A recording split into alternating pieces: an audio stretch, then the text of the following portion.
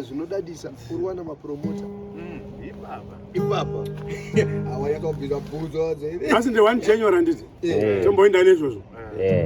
Makombore takapiwa makombore naivo baba pane zvese zvitaiche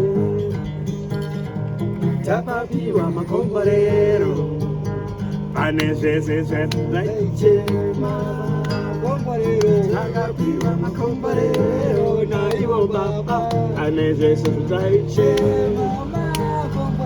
takapiwa makomborero ane zvese tenda tenda tenda tenda waripinda tenda tenda tenda tenda goera tenda tenda tenda tenda waripinda tenda tenda tenda tenda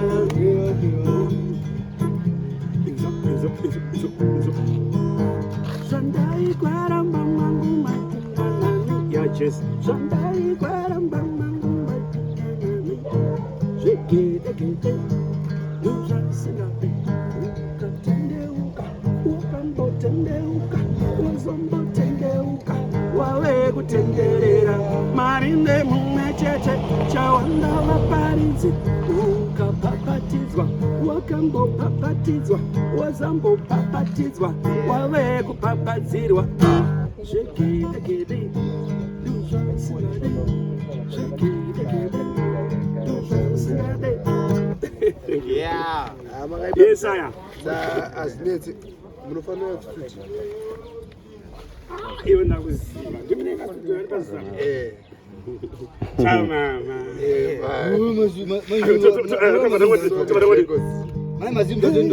Producer. Hey, producer. Hey, producer. Hey, producer. Solid ne papo takaenda Doveva submettere a jingu che solid guys. Ini fondo studio.